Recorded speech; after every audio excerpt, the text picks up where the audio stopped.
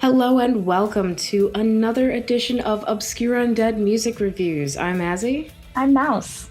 And I know we have a double feature for you this week because we recorded this episode a little late and we've been a bit in a funk over here down in Florida land.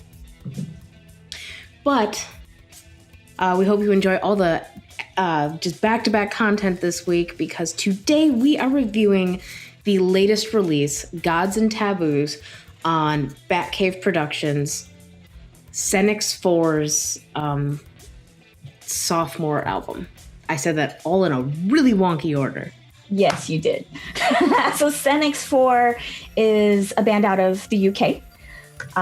They are made up of several members. I don't know if we have all the members. They added an additional member for this release. They added drummer Anthony Hitchcock. Okay, so the Bandcamp does say that it is made up of Dave Middle, Rob Shaw, Mark Tingey, and Anthony Hitchcock. And right. Dave Middle is that vocalist that you'll hear on the album. The band released this album called Gods and Taboos on March 5th that you can get on Batcave Productions. You could also buy the digital on Bandcamp if you went to Senex IV's Bandcamp. Yeah, on Batcave Productions, it is currently listed at 20 euros. That is because they're trying to push people to their website to purchase physical merch and specifically physical CDs. But if you want to, pick it up at more of a digital-friendly price without purchasing the CD, although we always encourage everyone to pay more. Yes, pick up your physical. Go over to Senex IV's Bandcamp, and that'll be physical copies alive. Yeah, if you're into CDs. Go to Batcave Productions website. Senex IV's last release was called The Dollhouse. That came out in January of 2020, and we did review that. We have a review on YouTube. And I felt this album was considerably different. I liked it a lot more. There was more for it that... There were more tracks on this album that I liked. I felt like it was just a more... diverse? I don't want to say entertaining. It just hit me more consistently than Doll's House did, even though I did really enjoy that album with its single track, My Sister is a Serial Killer. I think, in my opinion, this album is less consistent than the previous album. I think less consistent sound-wise, but more consistent awesome-wise. Sure, yes. Okay, that's a good way to put it. There's way more variety in the types of goth and post-punk elements you'll hear in this album as opposed to the last one. Right. This album, you have a lot of vibes that hit like first wave goth rock. Well, first wave goth like you might have expected from like UK Decay. You got some Batcave sounds in there that might, remind you of Sex Gang Children. There are some bluesy elements that might remind you of like the Birthday Party and Killing Joke. There's some rockabilly vibes. There's a lot going on, and honestly, I'm not surprised we have so much of this diverse like early 80s goth sound, considering Dave Middle and Rob Shaw's work with one of my favorite bands from the early 80s out of the UK, 13th Chime.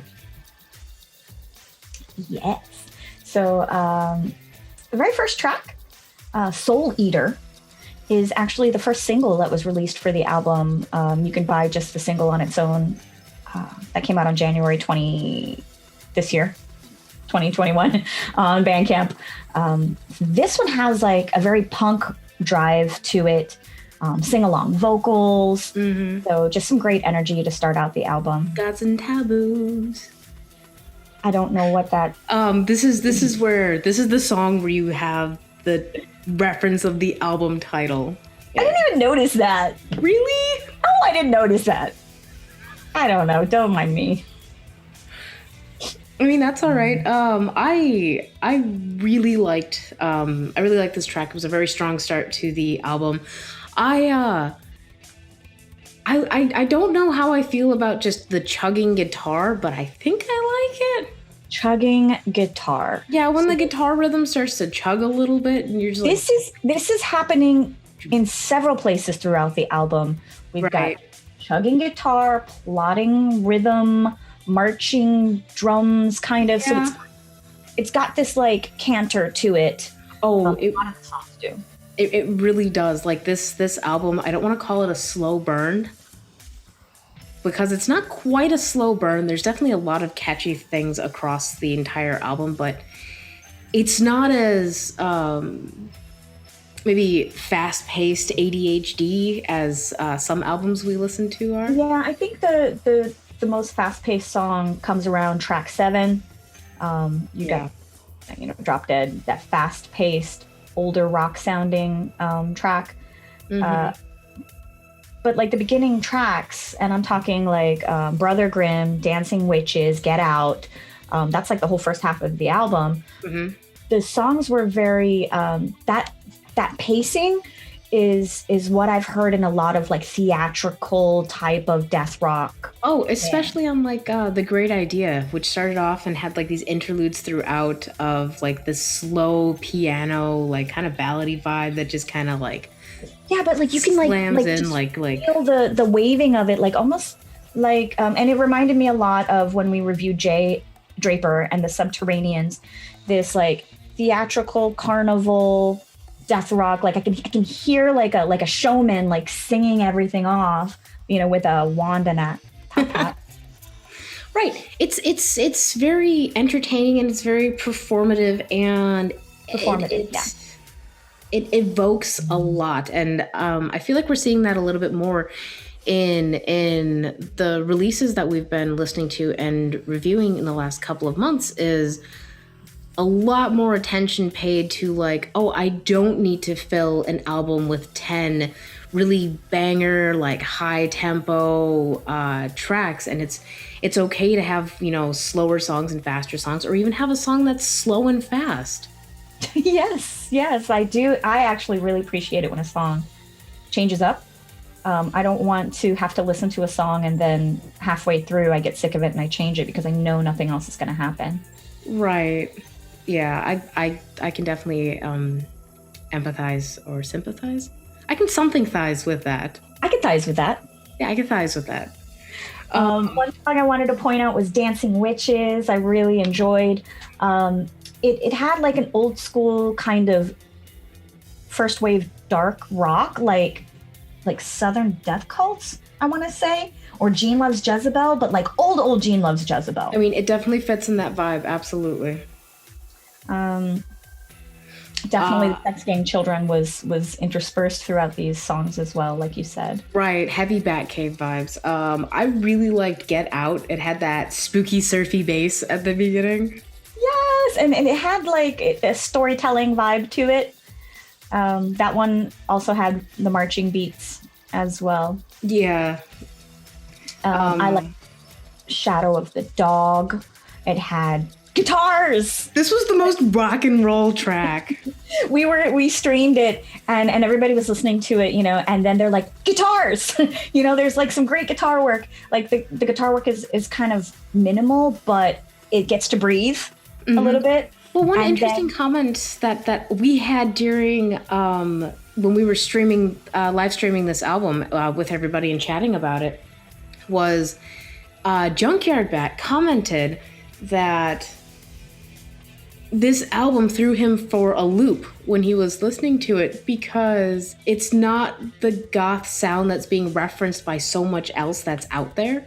So for him, it was really unexpected. But then once he started kind of thinking UK Decay, then it clicked. Say that. And what was funny is Junkyard Bat could not pin down the sound.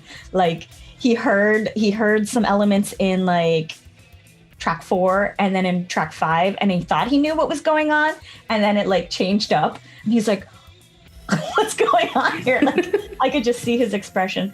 But that's what I love about listening to an album with other people. Yeah, absolutely. I really like that we're doing that. It's so much fun.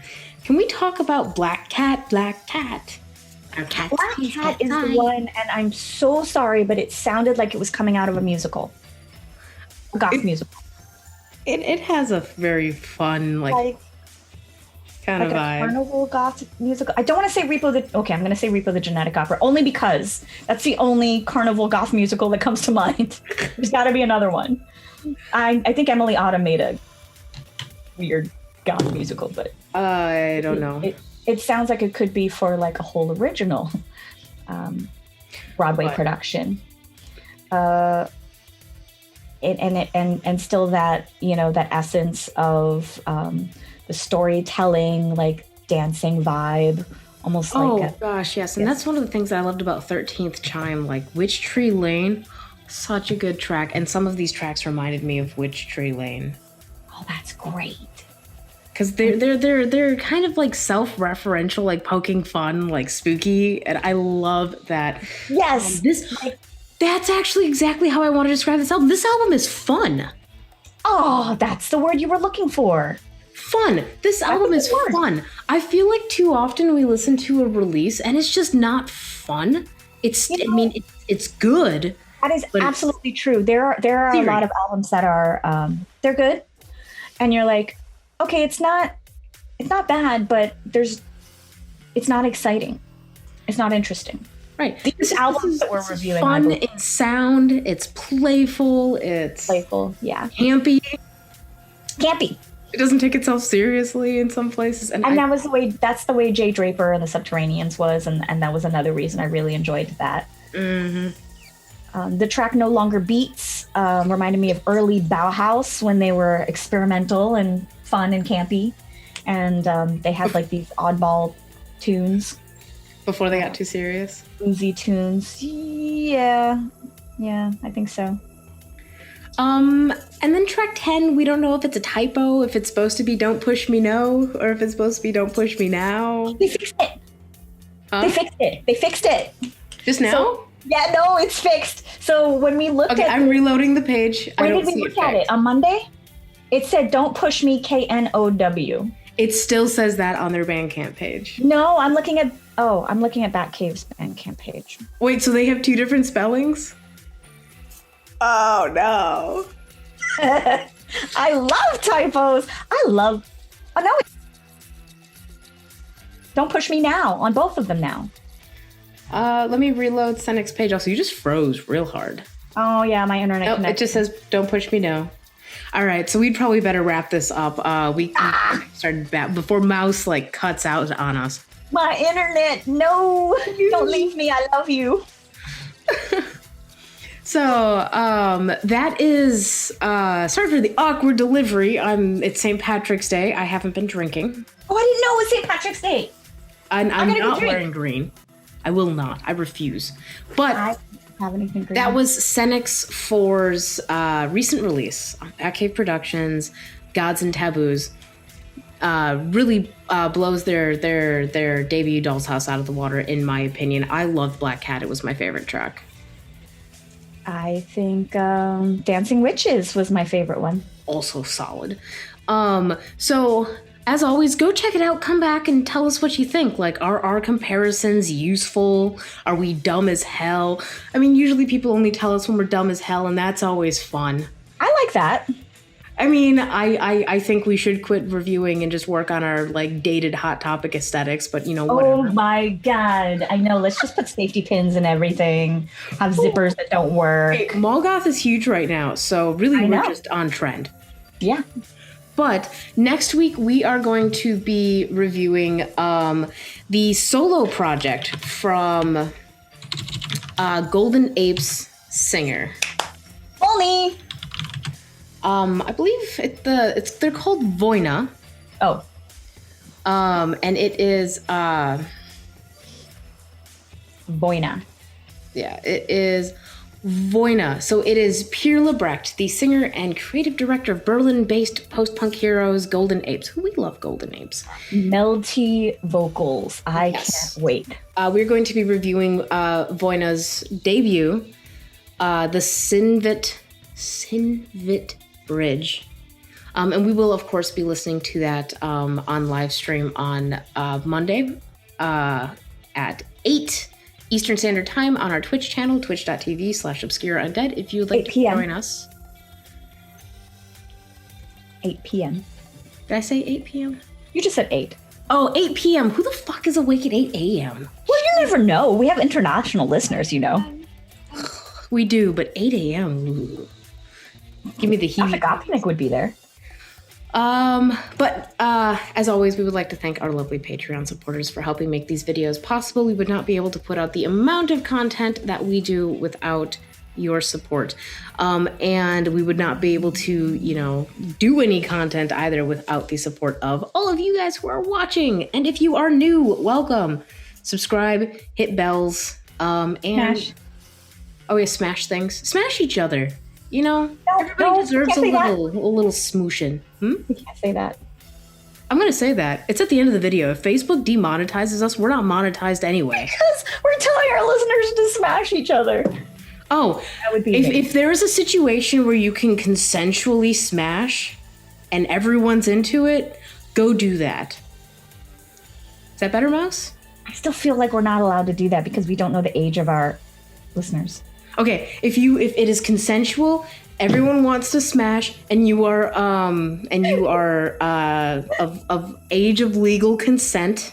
If everyone wants No to coercion, smash. and it is a perfectly legit situation, go smash. Is that better? Go smash. Okay. All right, bye.